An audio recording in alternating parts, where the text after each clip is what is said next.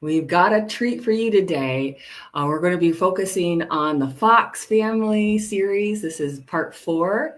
And I want to welcome you to Wednesdays with Willa. This is my weekly podcast that airs on Wednesday mornings at 10 a.m. Eastern on my Facebook page, Willa White Medium. It also goes out on the Lilydale Assembly Facebook page, as well as my YouTube channel. And I do suggest that you like and share and subscribe and let us know that you like these shows so we can keep more coming to you. And of course, if you want to look back at the archive videos of Wednesdays with Willa, this is year 9 of my podcast show. So you got lots of great past shows that you can binge watch to your heart's content.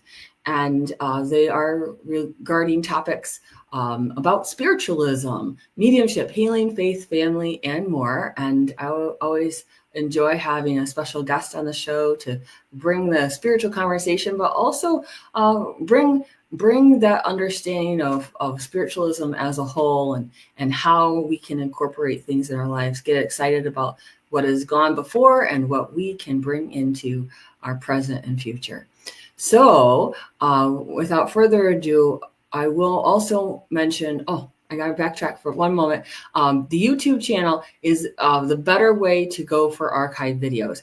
Facebook decided a couple of months back that they were going to dump any live videos after 30 days. So I just want to make sure you know where you can find all the past shows. Go to my YouTube channel, which is Willa White, and you should be able to find that there. One other announcement I need to make is I do have a class that is for mediums, a live class that'll be on Saturday, December 6th. And it is for developing mediums who want to learn about mapping spirit through the body.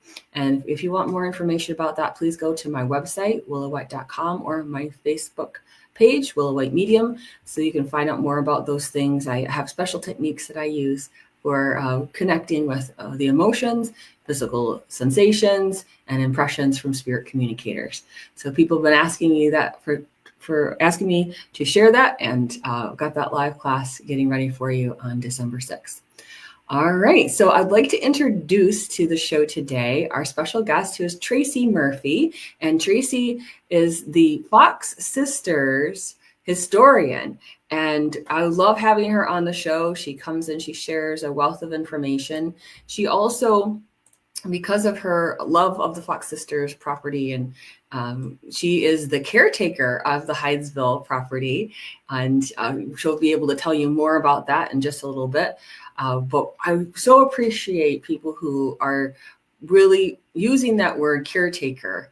When we have that caretaker word, whether we're tending to someone who's ill or dying, or tending to history or art, or anything that has gone before us that we really need to treasure, we need to help and support those caretakers. They're giving of their time and giving of their information and of themselves. And Tracy definitely exemplifies that. So welcome back to the show today, Tracy. Thank you. I'm so excited to be back. I love doing this. Yes, it's one of your favorite subjects, right? Yes, absolutely. Who else can I share this with? That's great. Well, spiritualists are crazy for it. We want more of it, kind of thing. And what I love about this series that we've been doing is we've been able to really parse out the different roles of the family.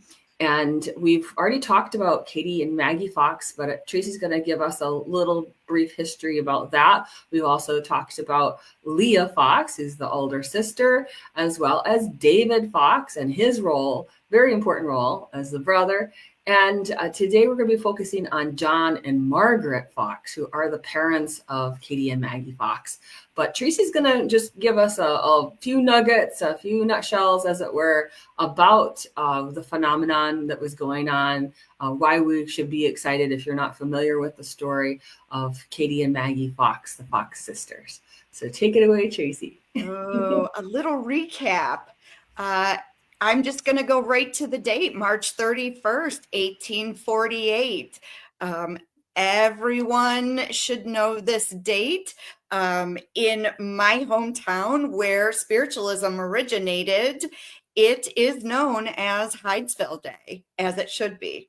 And March 31st is important because that was the day or the night that Maggie and Kate were able to communicate with rapping noises that we later went on to know as the peddler that had been murdered in the home and buried in the basement. And, you know, they moved into this quiet rural area in Hydesville, and they were not the first occupants of the home. And when they moved in, Mrs. Fox looked around the house and said, "This house is haunted." She had an inkling that something was going to happen. And little did she know that she would be on this whirlwind tour with her young daughters as they communicated with spirit. And she had told them that night of March 31st that if they heard any noises, any rapping noises, they were to ignore it.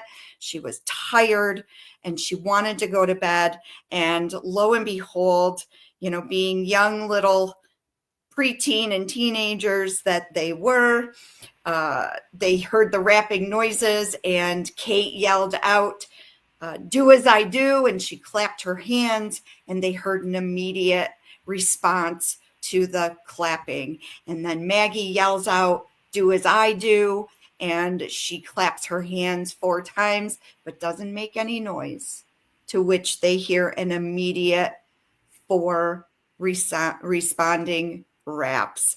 And Maggie said, "Oh, look, Mother, it can hear as well as see," which I'm sure just delighted her dear mother. Yes, yes, we're going to get into how her mother reacted to these events, but this ignited an explosion of people wanting to investigate spirit phenomenon, and people converged on the Fox family cottage, and we've detailed this quite thoroughly in past episodes. But then in the midst of all of this, the family's scrambling, trying to understand what's best for the girls, what's best for their family, because all of a sudden they've become subjects of an inquiry. So Absolutely. And they can't even enjoy their home anymore, and they have to kind of disband from that cottage. And we've, again, detailed this in some of the other series, what the role of the brother, his role of taking the family in. But then the girls go with Leah, and she's the bossy sister. Manager. Yeah, she's a manager. Right. And I think she was really trying to be a helper in one sense, but she just couldn't not help and sweep in, as we talked about in part 3 of this series. And she took them off to Rochester, and eventually they started having further investigations, right? Yes. Pretty brutal investigations, especially for young children. Yeah. Yeah. And then they started sitting for seances for people, for the public. And, that started things off in a big way. Yes. Yes. Sure did. Yes. I think bigger than anyone ever anticipated. Yeah. Because it hit the newspapers, and, the rubberneckers came, everybody curious came, absolutely. How dare this happen in our neighborhood game. Right. Everybody this. And I think, we always talk about how in Hydesville, there were maybe about 50 people living in Hydesville back in 1848. And the fact that within 48 hours, there were 500 people just coming in on, swooping in on the house to see and hear and, to get the information of what is going on here, with no telephones, no cell phones, really it was word of mouth and newspaper and things like that. So that's huge. That's huge. They reached a lot of people in a very short amount of time. the talk of the town, talk of the county, talk of the state, talk of the country, talk of Yes. the world. Talk of the world, absolutely. The newspapers everywhere because of this investigation. So very titillating, absolutely. So what's the next thing that you think we should talk about to give people an understanding? Well, I think we have to look at John and Margaret Fox, because without them, we wouldn't be here. We wouldn't be talking about this, right? It would be the Jones family, or maybe the Smith family, who knows? But, it really begins with John and Margaret, and they just kind of, I think in this story, they have their roles, they play their parts, but they just kind of get swept away, kind of like a wave coming up to the sand, and then they get pulled back out, and then they get brought in and pulled back out. So everybody has their role. Everybody played their part, some more important than others. Wow. It's hard when your family is put into the limelight, into this level of fame, and you're not interested in it. But let's give them a little background about John and about Margaret, so that they can see where they came from before we even get to the event in 1848. Absolutely. I think John Fox to me, he's a very interesting person. He's a bit of a puzzle, because they were both born in the 1700s. They were married about 1812. They lived in various places. A lot of the information that we have found has them centered in Rockland County, here in New York. But I think, John Fox is such a puzzle. He really is. And he fascinates me, even though he was a very humdrum kind of guy.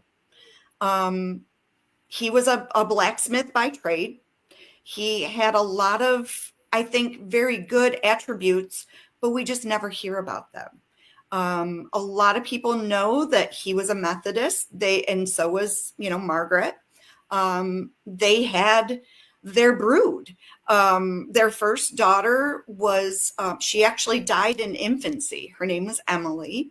And then they had Leah. So, technically Leah would have been the oldest. And I'm sure she was doted upon because of that first child, passing. And then they had Maria, they had Elizabeth, and then they had David.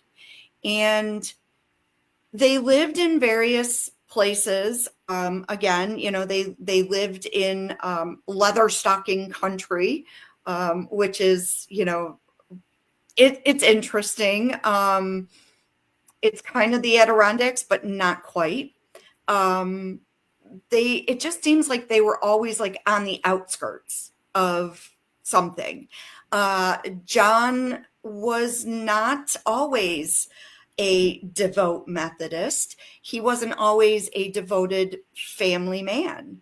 And we know that because shortly after David was born, Mrs. Fox kind of picked up her children and said, I'm out of here. You can't stop drinking. I'm not going to put up with it. You don't want to go to church. I'm not putting up with it. And she packed up her 4 children and moved back in with her parents.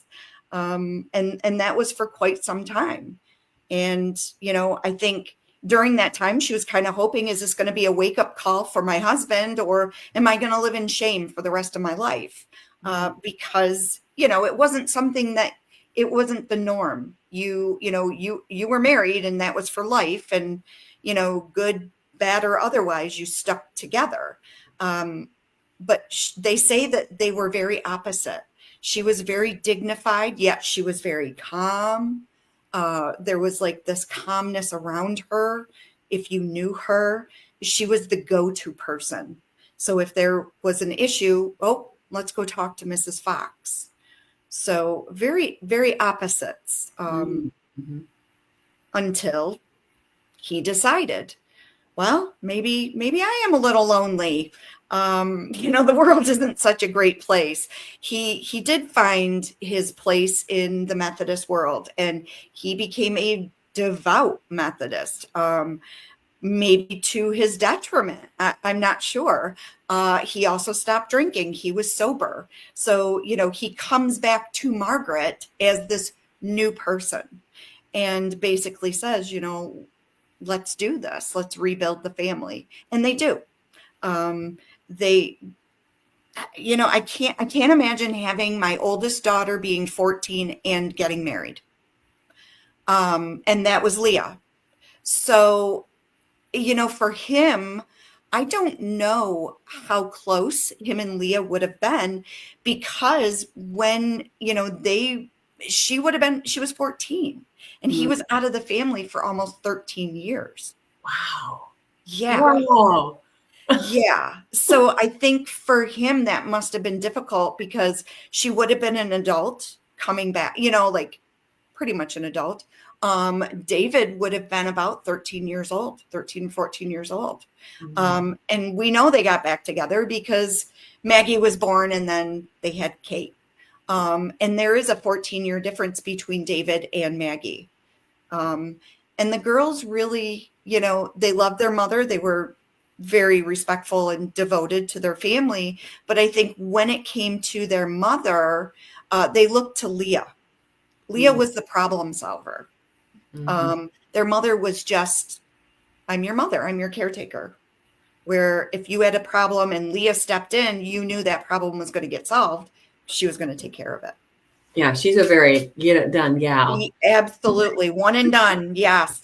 That's great. But, I think it's interesting how you're sharing about Margaret being calm, being dignified, being the one that others, maybe in the community sense, would go to. Yes.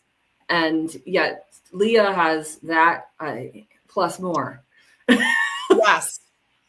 Yeah. Well, she got it from somewhere, right? Yeah. She got it from somewhere. And, I've always found it interesting, because I feel like with her parents, she would have seen probably the worst of her father. I mean, we know that he drank, but is there different levels of alcoholism from 1800s versus today? Today we see the worst sometimes of people because of their addiction. So, what classified him as an alcoholic or having a drinking problem back in 1812, 1814, 16, 20. Versus, today. I've often wondered, like, what if you're Methodist and, I don't know how that works. Like 2 drinks a day, that was taboo and that's what he was doing. You tend to think like alcoholic, you're just sitting there drinking all day. Right. Which is not, today we know, like, there are people who can function and have control, I guess, over that addiction. I don't know. I don't want to go into the whole alcohol thing. Right. But you're right. They have different standards of what might have been considered alcoholism. Right. How much was tolerated. Right. So that, that always raises a question in my mind. Was he stumbling around? Did he just not provide for his family? And there really isn't a lot written about it because you didn't talk about it. Sure. I mean, it was bad enough that she went to her parents, or she could have just been a stick about things. Sure. Right. But do you have a sense of what her parents were like? And since she went back into the fold. Yeah. I know her father's name was, I believe it was Joshua. And not a lot is known about them, because now you're going really into like the early and mid 1700s. So it's really hard to find information on them. But I think that she, it sounds like she came from a very good family. But to me, it sounds like she was very tolerant Mm. until a point. Mm-hmm. And I don't know what, we can only assume what her breaking point was. And I think for her and a lot of women, in the 1800s, because women, were viewed differently, we couldn't own property. And so maybe she just said, like, okay, this is my husband's home. What do I do? And she just said, listen, and maybe talking to her parents, and maybe her father was like, you're coming home, period. Sure. That's, if you could ever go back for a day and not mess anything up, So it do would be you know interesting. what kind of home they would have had? Would they have been able to accommodate all those children? Because that would have been 4 children. Right. At that time. Yeah. And I'm sure, she was probably in her late 20s, early 30s, maybe. So, I would think that most of her siblings, if not all of them, would have been out of the house. Mm-hmm. Her parents were from Canisius. So, that would have been a lot of traveling. How did she travel with 4 children? Mm-hmm. It's not like you can pick up the phone and say, hey, mom, I need you. Plans had to be made. So, maybe it was just the snowball effect. And one day she just said, I can't do this anymore. Mm-hmm. And her parents were like, come home. We got you. Come home for support. So they would have also been quite an influence on Leah and David and the other children, perhaps giving them some sense of stability. Absolutely. Like, this is what a family looks like, a family unit. And, back then, really, I mean, it wasn't unusual to have your grandparents living with you. I mean, sometimes that was just done out of necessity. Sure. But, for whatever reason, maybe John didn't enjoy living on his own, or maybe, he found like a support group that said, get it together, man, like a support group in the 1800s. Hanging out by the barn. I don't know. Yeah, maybe that was part of the church connection. Maybe. Yeah. Right. I mean, Rural care. Yeah. Sure. Maybe someone from his church just said, listen, this is a horrible way to live. So just to orient people, Canisius is how far from where they were living? Oh, gosh. It would have been, because it was in Canada. So, I mean, they were, oh, gosh, on the other side. They were very north. They were pretty much, it would have been northeast.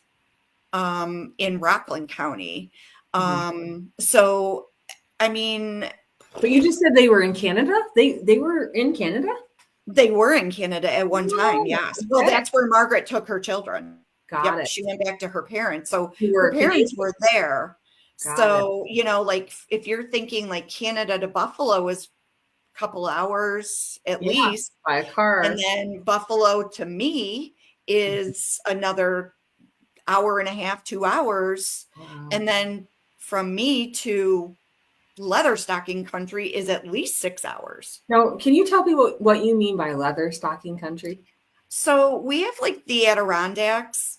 The Adirondacks are very north. So it's kind of like the border between Canada and New York. Leather stocking country goes down more south, but out to the east. We have Rip Van Winkle, the guy that, slept and woke up. And that is, that's leather stocking country to us. It's not quite the Adirondacks, but then again, it could be. It's border. It's quite rural village. Oh, very much so. Backwoods feeling. Yes, very much. Untouched. So can we back it up a little bit? How did John and Margaret meet? Are there any records or any hear tells about how they would have met? Since she's Canadian and he would have been born where? Do you know? See, that's the thing. That's a mystery point. Yeah. So, in my mind's eye, I imagine that maybe they went to school together. Maybe they went to church together, because that's really kind of how you met people. Sure. He had to have been in her circle somehow. And then he says, hey, let's move this big distance away from your family. Right. She's probably very lonely. Yes, which would have been another reason her brother Stephen would have been living out this way, because we do know at one point David goes to Stephen and helps him with the farm, and then he gives him land. So, you know, I think they just kind of came down and settled around here. But I mean, to me, it just seems to make sense that they would have met either through mutual families. You know, she was a Smith, so there's a lot of Smiths still to this day. Yeah. You know, so I think like with the church, you know, it had to have been, they either knew each other through the church or through school. And so remind me again, what year did they get married? I know you said it. They were married in 1812. Okay, so 1812. Yes. 1812 history. Yep. And yeah. Their first child was born in 1813. And then she passed, and then Leah was born in 1814. And so then that's also interesting because they were Canadian. That's the French situation with the British. Right. So you have that contentious energy going on through that. So I'm just going to say some of it's war issue, some of it's lonely issue. Right. And with, you know, David, or not David, but with John, there's been, I'm still like, you know, he's going to be a puzzle for a very long time because he's an onion. There's a lot of layers to John Fox. He's very intriguing. And I'm not sure if it was him or if it was his father, but one of them was a Revolutionary War veteran. There you go. Which, you know, if it was John, then it would make sense that, you know, their third child was born 1814. You know, just saying. But I don't know. Yeah. So there you go. All components of it. But Margaret, she was how old when they got married? Oh gosh, she was, I believe, she was about 16 or 17. She was pretty standard. I want to say young, but you know, another year or so, she might have been on the shelf, as it were. Absolutely, yes, yep. She would have been sewing in the corner. Right. And spare level. No. So anyway, they get married. They go. She departs because at this point she has 4 children. She's somehow had enough, hit her limit. Yep. Do you know how they reconnect? They reunite? There's nothing much to that except that somehow they come together. Somehow they're back together. Their marriage is reunited, and 2 children evolve. Yep. 2 more children. Yep. Right? Maggie Absolutely. And Kate come along. And then what happens? So it's very interesting because the first thing they decide when they get back together and the 2 girls are, you know, Maggie and Kate are born, they actually move in with Leah for a while. And I think for them, they were kind of trying to maybe get their footing. Like, what are we going to do? Where are we going to go? Because I think for them, it was kind of like starting all over again. You know, their children were grown.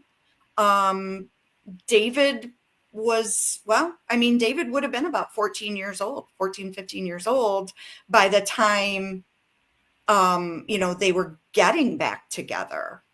I think.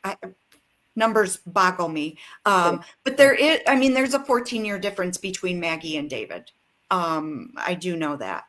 And I think, you know, the first thing they do, they're looking for a place. Where are we going to go? Now they're a little older. They're, you know, in their 40s and 50s. So life is going to end at any moment. Oh. Thank goodness. Yes, the wild frontier. But, they're trying to figure out, so what is our life going to look like? And so one of the things they do is they come to Rochester, and that's where Leah is living with her daughter, and they move in with her. Mm-hmm. And I think, there's not a lot of blacksmiths in the city, and that was his main, job. That's what John did. And so I think talking to David, and David saying, listen, I've got land. Why don't you move out this way? I think you're going to like it out here. Mm-hmm. And there's a smithy right down the road. There's a cottage you can rent, and, the job is right there. There's a church. I'm up the road. Mm-hmm. It's community and it's family. Mm-hmm. And I think that sounded pretty good to them. And that's really what brought them to Hydesville, was the fact that here we are. There's a little bit of stability. They went to Canisius and then they went to Hydesville. And how far away are Canisius and Hydesville? Probably would have been, I think it's got to be about, well, they would have went from Canisius to Rochester. Canisius to Rochester. And then Rochester to Hydesville. Okay. Which, not that far away, Rochester to Hydesville. Okay. Is that like a half hour or? Yeah. Oh, yeah. Okay. If that. You have people who aren't familiar with their area. Yeah. So Rochester is probably about 35 minutes away. On packet boat, maybe a day. Oh, that's right. On packet boat. Yeah. So then they get settled, and they're in their second try again of their marriage, as it were. And things have been kind of moving for a few years, but they're moving along, must be. Mm-hmm. But then they move to Hydesville, and they start to want to set up shop. And John is determined to build a house for them. Yes. So sad. I feel so bad for. I really feel bad for him. I do, because the poor guy, he's like trying to do the right thing. Mm-hmm. And they moved to Hydesville, and he's up at David's. They've got, the whole land layout. He's got his house ready. He knows where it's going to be built. They dig the foundation. They've got like the basement is set. And then of course, it's December. You're not going to get much done around here. So, they have to wait for spring. Mm-hmm. So I think, during that time, he's able to work at the blacksmith shop. They're going to church every Sunday. And, a lot of the literature that you read, especially when the rapping noises are going on, has him running around, clutching his Bible. I don't know if, accurate it is. I'm sure he was probably. What else are they going to read? That's what they read. Yeah. But yeah. Right. It's kind of like they take him from one version of himself to this, yes, man, whatever you want. Yes, you got it. I'll do it. And I think for him, life wasn't as easy as, as we all think maybe it would have been for him. Mm-hmm. The struggle was there. I mean, he has to provide for his family. He wants to build this home for them. And eventually he does. He builds a beautiful home for them. And that was the goal, to hang out with his son and, maybe repair that relationship. His other daughters were here. Maria and Elizabeth lived very close by. One was in Newark, one was in Sodus. Mm-hmm. And then, Leah wasn't too far away either. So I think for him, it was a lot of, how do I repair the relationship with my other children, but also maintain a relationship with my two youngest who don't know any different. Right. And they wouldn't have known any different. They wouldn't have known that their parents had separated unless someone said something, mm-hmm. because they were young. So, their siblings were out of the house. Mm-hmm.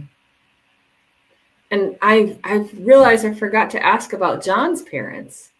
Is there anything that we know about his parents or where they would have been located? Other than his father's name was John.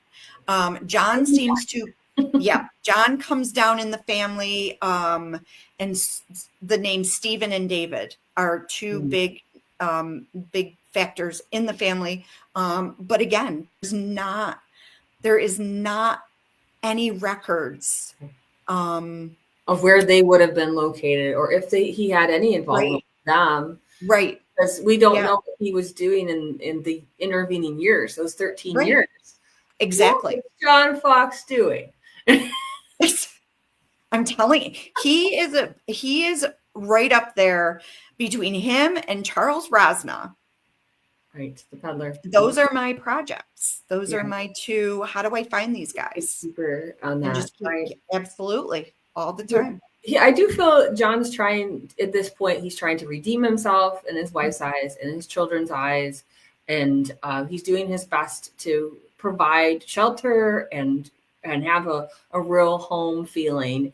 And in his efforts, here he is. He's having to build a house. He's renting a place that ends up having a spirit in it. Right. Right. I feel badly for him at that point. Because he's absolutely. Like, yes. Earth, there's spirit contact, there's all of these things. So let's talk a little bit about their reactions to those particular events. Now that we've got people up to speed of the family dynamics and hopefully it went from tenuous to more strong, but here we've got Kate and Maggie having contact with the spirit communicator. How do John and Margaret react? I think John at first, he took it a little better than Margaret. He just kept thinking there was a rational reason for this. And I think for him, a lot of it fell on his faith. He really, he reached out to the church. He reached out to friends and people and was just like, this is going on. But every time they would hear the rapping noises, he would, go look out the door. Oh, somebody must be knocking on the door. Oh, I hear it on the window. Somebody must be knocking on the window. And, where Margaret was like, on March 31st, 1848, when Maggie said, look, Mother, they can hear as well as see. She was like, oh my gosh, John, the noises are answering the children. And he was just like, oh, come on. Where she was like, no, really. I think that's where she lost her calmness. Because I think maybe part of her was like, well, we know she went to the church and said, what did we do? Yeah. Did we do something? And maybe she was questioning like, oh my gosh, maybe I shouldn't have gotten back with this man. Or, maybe he was thinking like, oh my gosh, what kind of trickery is going on? I've done everything you've asked of me and now this. Because it was scary for them. It wasn't, they didn't just switch the light on and go, oh yay, spiritualism, whoo, look at us. This took his life and Margaret's life and flipped it upside down, because after that, nothing was ever going to be the same, ever, for either of them. And I think, when most people their ages were looking forward to the golden years, they were still struggling because they had a young family. And it, for him, it was like, okay, there's got to be a reason. There has to be an explanation. Where Margaret was like, okay, I'm just going to take it a step further, because he didn't ask the questions. Right. Margaret asked the questions. How many children do I have? How old are my children? Things like that, where, he was just like, this is not me. This is not my cup of tea. Mm-hmm. Which is probably why he stayed home. Yeah. Where Margaret was like, these are my daughters and I'm going to be with them no matter what, wherever it takes me. And we know where it took her. She went to the church and she would say, I don't understand what's going on. She would tell the girls, I don't understand this. Maybe this is wrong. Maybe we've done something. Maybe God is angry with us. So, we don't want to talk. We don't want to answer back. They tried that too. And then, they knew like, nope, that's not the answer either. And I think after a while, it wore her down. They say that her hair turned white within days of all of this happening. So, that's a lot of stress on someone who is trying to protect her children and protect her home and her way of life. So I can't even imagine how scary it would have been for her. And then to turn to, her church and the people that she knew and her pastor, only to be told, go away. You've done something, go away. And then, it wasn't like you'd hear a knock on the door and it's the neighbors with pie. Like, oh, this is wonderful for you. How wonderful. It was, no, what have you done? Go away. We don't want you around here. Yeah. So I think, for her, she had to figure out a way to preserve herself and her children. And then John, also being the man and the protector, had to figure out a way to preserve himself and his family. And I think for him, the only thing he knew to do was go work. Right. I'm going to go to work. I'm going to go build a house, because if I build the house, we can get out of here. This will stop. Right. And that's what he did. And for Margaret, once they took the girls up to David's house, and the same thing's happening at David's house. They're hearing noises. David is hearing it. Elizabeth is hearing it. Wherever they're going to go, they're going to hear it. And I think Margaret could accept that because she was a little more open to it. Sure. And maybe being the mom, you're going to do whatever it takes to make sure your kids are safe as a mom. Not saying that dads aren't like that. Dads are, some dads are like that, but, they had very defined roles back then. Sure. I'm remembering from one of our past episodes that we've done on the Fox family, I remember you saying that she had some sort of interest in the idea of ghosts before this even happened. Absolutely. Her and her sister, it was almost like kind of like a running joke. They could almost predict when someone was going to die.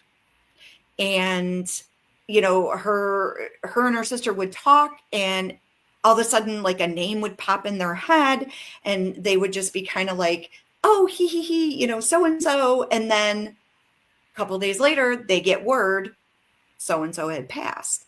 And it wasn't, just that one-time thing. It kind of happened a lot more than I think they ever talked about. But the fact that when she walked into the cottage in Hydesville and she said, oh my, this place is haunted. You just didn't say those things. That's right. She already had her own mediumistic tendencies at that point, and it was amplified with the children. Yeah. So, the fact that that Maggie was a medium was probably no surprise. And Kate, out of all of them, was probably the strongest medium, because I believe because she was brought up in spiritualism, where Maggie had a little more schooling, a little more religious education, where Kate was a little more open-minded, and oh my gosh, this is fun because I'm 9. Right. Oh yeah, say the ages, because when this first starts, she's 9. She's 9. She's either 11 or 12. It's a controversy. I always go by their date of birth. So to me, they were 9 and 12. Got it. 9 and 12. Yes. Yeah. So that will be a controversy until probably the day I go and come back. I don't know. So now we've got they're trying to live through the fame. Um, as far as I know, they go to David's, but then they decide to separate the girls Yes. so that Yep. one goes with To Leah. Leah's. Yep. And that was Margaret's idea. Mhm, And I think a little bit of Leah's idea as well. mhm. Um, and she found out because someone on the streets of Rochester was talking about it. She didn't know, and she Okay. really didn't know anything until like maybe mid-April. So it wasn't like somebody was texting her and, oh my gosh, Leah Fox, you got no idea what's happening. Right. It was actually a guy on the street, and he had a newspaper and basically said like, oh, did you see this article about your family? And off she goes to Hydesville. Right. So, we all know, Leah just, I don't know. Look back at that episode, everyone. I encourage you to look back at the other Yeah. parts of this particular Fox family series because Tracy did a great job of going in depth about Leah Fox. And then, of course, David Fox's Yeah. Yeah. episode was wonderful, as well as the Kate and Maggie one. But it kind of gives you the lay of the land, the perspectives of each of these people and Yeah. what it would have been like for them. But yeah, Yeah. she Yeah. storms into, I say She storms. basically, yeah. I mean, and even Sorry. Maggie says, when my sister Leah steps in, there's a problem, and two, she's going to fix it. That's right. And that was her role. Like, she was very much the matriarch of the family. Mhm. And I don't know, just because maybe she was the oldest, and the girls never really had that little child relationship with her. But Right, 'cause their mother was their mother, period. So for them, I think for Margaret, it was like, oh, good, I'm going to send Kate because, it's Leah. And if this is shenanigans, she's going to put a stop to it. Mhm. And then of course we all know that that wasn't the case. And when Leah said to her mother, listen, it's happening up here. We gotta figure this out. And then Margaret was like, oh my gosh, I need to be with my girls. And, and she took Maggie and they went to Rochester. And I think once she was isolated in Rochester, not isolated, but away from John. Away from John, yeah. Yeah, because we can only guess, what he was saying back in Hydesville. I mean, they went to bed together every night. He could have been trying to be like, let's be rational about this. Well, if I remember correctly from the past episodes, because of this, is so dismaying that this was going on. They moved up to David's house in this turmoil. They're having all these people descend on the cottage. Yep. They're trying to build the house. From what I remember you saying is David and John go to the cottage and spend the night there. Yes. And they're trying to eventually dig down in the basement. They're trying to find things. They're not getting much sleep. Right. And Absolutely. Right. Strange interactions on a family level as they're trying to make sense of their world. And in their desperation, the mom says, well, we've got a nice sweet spot here in Rochester with Leah. Let's move this. And at that point, the rest of her children were all out of the family, and it was just Kate and Maggie. And she wanted, like you said, she wanted to be with her girls. So when she goes to Rochester, Leah's still running the show to some extent and starts getting the girls into involvements with seances. And at that point, what is Margaret's role and your understanding of that? I think Margaret took a big step back. Mm-hmm. And I think a lot of it was kind of a relief of, oh, Leah's going to handle this. And I really feel like she handed them over to Leah and basically said, like, I'm here and, I'm going to fulfill my motherly role. I will, make sure that they are safe and they are fed and they are dressed and, presentable to the world. But as far as what's going on, Leah's going to deal with it. I really don't think, she really did take a step back. Mm-hmm. She was always seen in the shadows, except when it came to things like suitors. She was very involved with Maggie and Dr. Kane. She did give her blessing for that. And I think she kind of saw it as, what else am I going to do? It's hard to rein a 12, 13, or 14-year-old back after they've bitten the apple. And I think, if she had said to Maggie, no, we're not allowing this, there would have been a different outcome for Maggie. But I think for Margaret, in her head, it was, she's still this young woman. She still has a chance at a normal life. She's going to get married. She's going to have a family. And I think at that point, when they're in New York City, there is no normal life. Life is living in a hotel room and having people in your parlor every single day. So I think celebrity medium fame, right? And I think she, and not in a bad way, but I think it was kind of like she was a little delusional, thinking that life is normal. I'm going to make sure, like, they get married and they have this, but the truth of the matter was, it wasn't, because she was now fighting Leah, who was saying, this is how it's going to be. They're going to do ABC. And then, sure, you can have dinner with them. You can set up music lessons. You can set up education lessons or whatever. So she had a role as their mother, but she was not managing them. Right. So, and then as we fast forward through that relationship that she has with the girls, everything, she steps back even further. Yes. They're starting to have their own suitors. They're leaving. And should we switch back to John, or is there some point where that we should talk about Margaret and how things lead up to her passing? So I think for John, I mean, his life is pretty much building his house, which he did. He built a beautiful house. Well, they're off in Rochester and New York and being celebrities. They are, yes. By the time he finishes the house, they are in New York City. Yeah. And what was that house like? Like, do you know how many bedrooms it was when it was? I believe it was very similar to David's house. David's house is still standing today.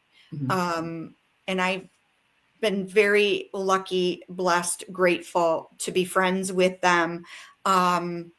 They probably did it because I wouldn't leave them alone. When you get somebody putting business cards in the mailbox, like, hey, can I just talk to you? Finally, I think Sue, her name is Sue, and she was probably just like, oh my gosh, will you leave me alone? You're such a history fan, girl. Oh my gosh. They're the loveliest people. They really are fantastic people. And I remember one day she was like, hey, it's nice out. Do you want to walk the property? And I was like, oh my gosh, yes. So, I've seen the foundation. The foundation, it's a nice size. It's probably about the size of the Hydesville cottage.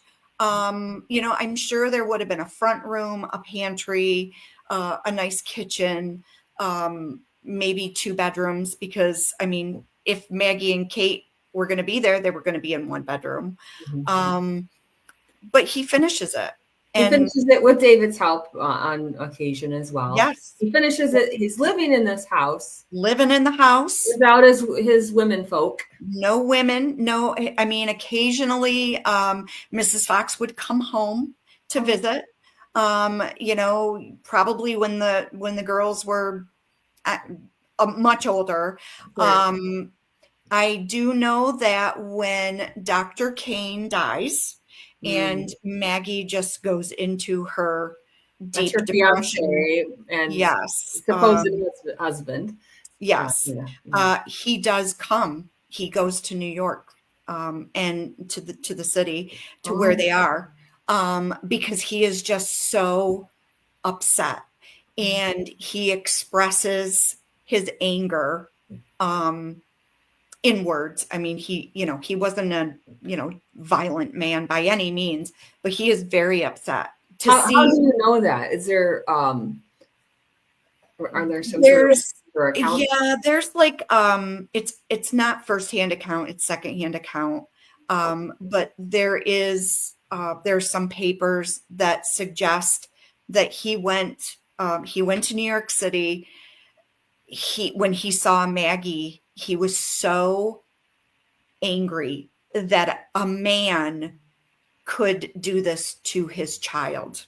That he didn't realize the relationship, or I guess, like, the hold that he had over her. He was very upset, very He hadn't upset. been kept in the loop, it sounds like. Yeah. He was Yeah. in the Which, bush and which is really interesting, because Kate was the one who wrote home. She wrote religiously to her father, to David, to her other siblings. She would write to them and say, this is what we're doing. This is where we're going. This is what happened. So they were all kept in the loop. But I think, it was a different relationship with her father. Maybe he was a little more standoffish than he was with the older siblings. Well, he hadn't been around much for the older siblings. Right. He was a man who didn't have much opportunity to be a father in some Right. way. Yeah. Right. And I think, and with Kate being the youngest and being, swept away at 9 years old, she didn't really have a big relationship with her father. So I think for her, oh yeah, that's my father. Yes. We get together on occasions, but it was more of a correspondence. She was very doting on both of her parents. She took care of both John and Margaret when they would visit. And then as Margaret got older, Kate was the caretaker. She took care of her mother until she died. And then after her mother passed, John kind of hung out in Hydesville. When Margaret passed away, it was in New York City, and she's buried in New York City. I believe it's Greenview, near the Underhill plot. But then you have John, who, is buried somewhere in Hydesville. But you haven't been able to locate that, it sounds like. Yeah. Nope. And it's funny, because the other day I was on Ancestry, and someone had him buried in Greenview Cemetery. And I was like, that's not true. His obituary shows that he died in Arcadia, which is Hydesville, and was buried in Arcadia. My gut feeling is that he is on the property. I think he is buried on where his home is or was. Right. Okay. Yep. Which, it's not marked. And that's always been, when I go out there and I walk the property, that's what I'm looking for. We know that David's first child, Ellen, she died in infancy, and she is buried on his property. And even the family that lives there now, Sue and her husband, they have always been told and their family goes way back to after David was gone and his family was gone, their family took over the property. So there's only been like maybe 3 families that have ever owned David Fox's house. And they're still there. So they know that Ellen is out there. And they were always told there was another person on the property. And I think it's John. I've looked everywhere. You've looked. Well, that's good for people to know that Hydesville and Arcadia, there are equivalent thereof. Yes. So Hydesville is basically, it's a hamlet, but if somebody were to say today, how do I get to Hydesville? It's Hydesville Road. And it stretches the whole length of what used to be the property itself. Hydesville is the road. So we But should clarify for people, the Hydesville Memorial property is not the site of the Fox sisters' cottage. That cottage actually was transported here to Lilydale in the 1950s, and sadly burned down here on site. But the Fox sisters never visited Lilydale, to our knowledge. I know, yeah. Or that immediate family of them. Maybe other Fox family have been to Lilydale, but there's Yeah, been who no knows? links that we know of. But then Yeah. that Hydesville property, just to clarify for people, has the schoolhouse that Oh no, we have the original foundation. the foundation, We but have then the we also have foundation from schoolhouse. the original house. The Hmm. schoolhouse is up the road. Right. Yes. And so you have But the opportunity for that too.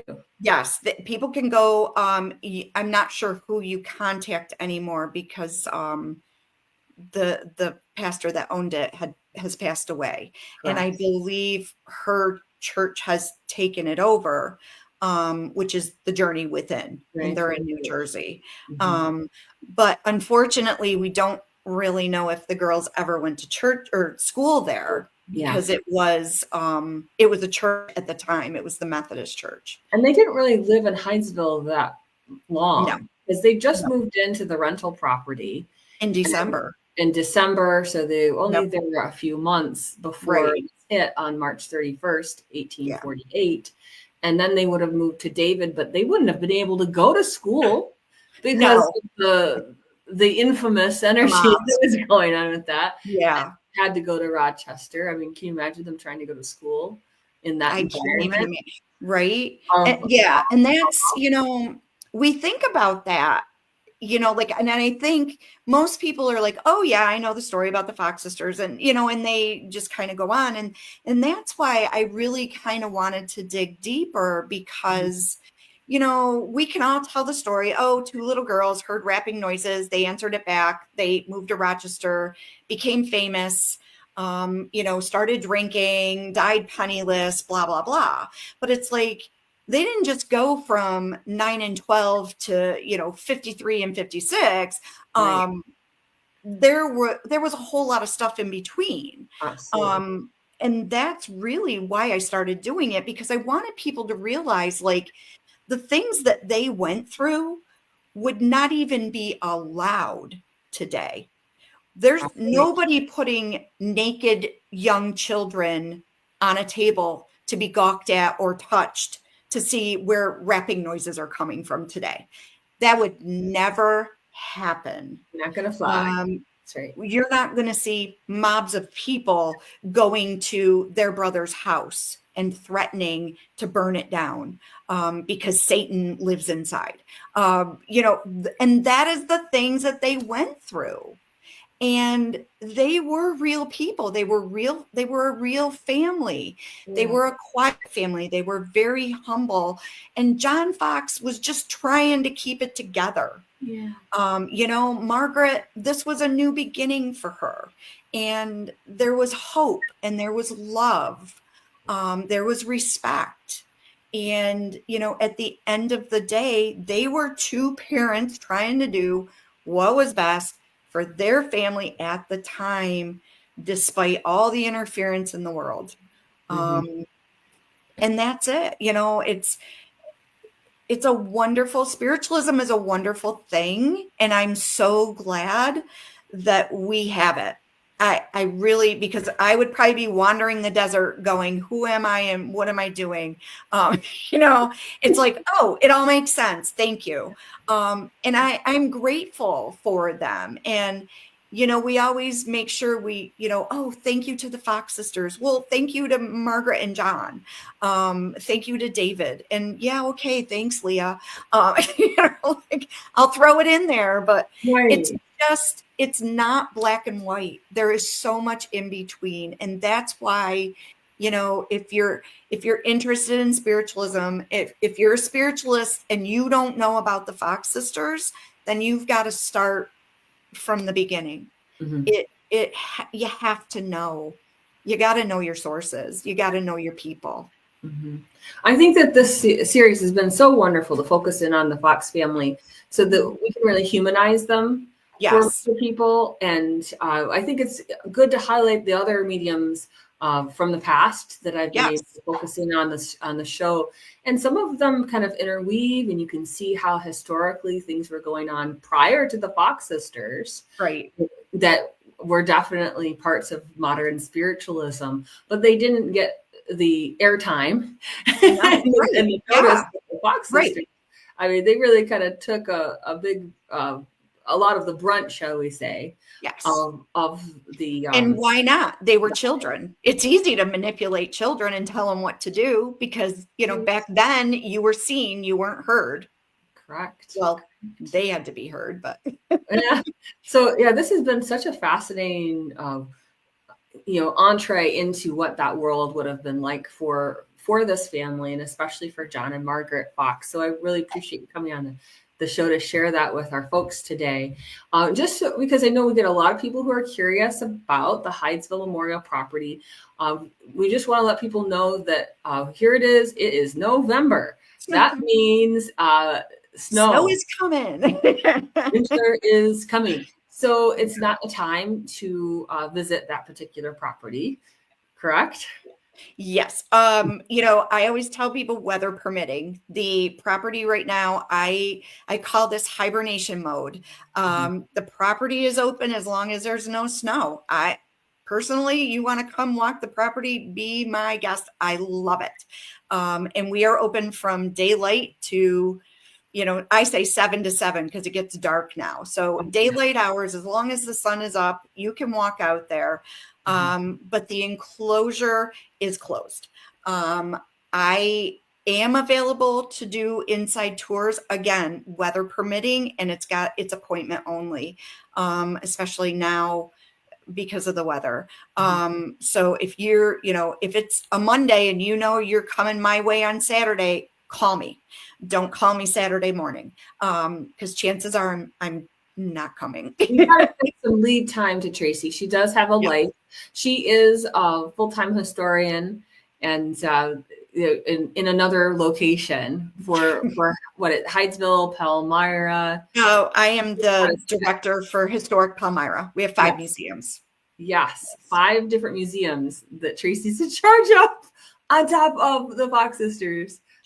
Thing. So just give her a heads up, and of course we'll post in this a little bit later how you can reach out to Tracy if you're interested in having time with her at that property. She does need lead time. Please don't just try to show up and think you're going to get a tour from her. She lives elsewhere. She does. It's not like she just lives next door. She lives in the hollow log next to the property.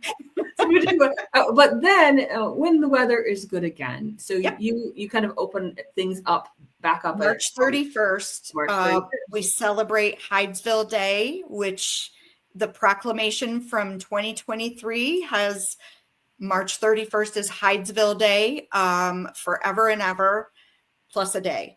And that's when I open the property up again.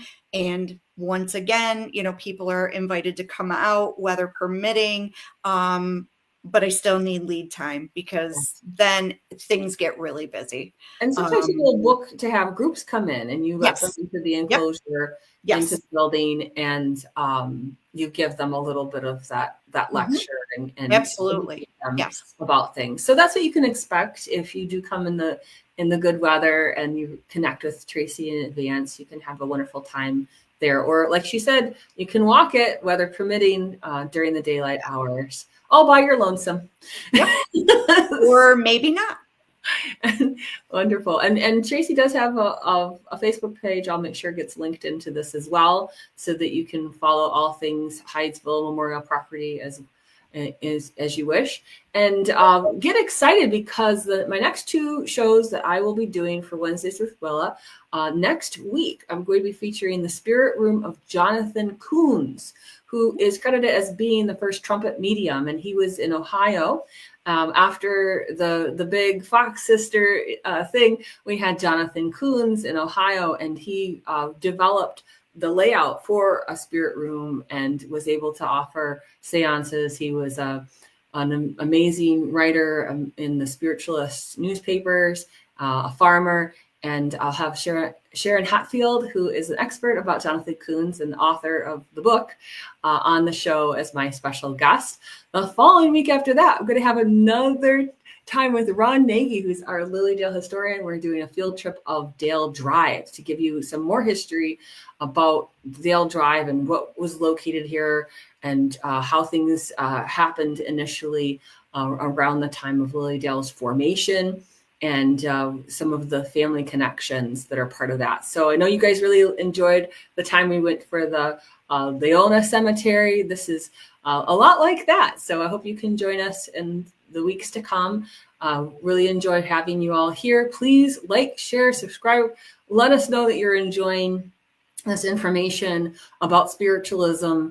And Wednesdays with we always appreciate your comments and your support. And don't forget that December 6th is my next live class, mapping spirit through the body for mediums. All right, everyone, have a wonderful week. Thank you so much, Tracy. You've been a wonderful guest always. Thank you. I appreciate the platform. Absolutely. All right, everyone. Thank you. Bye-bye.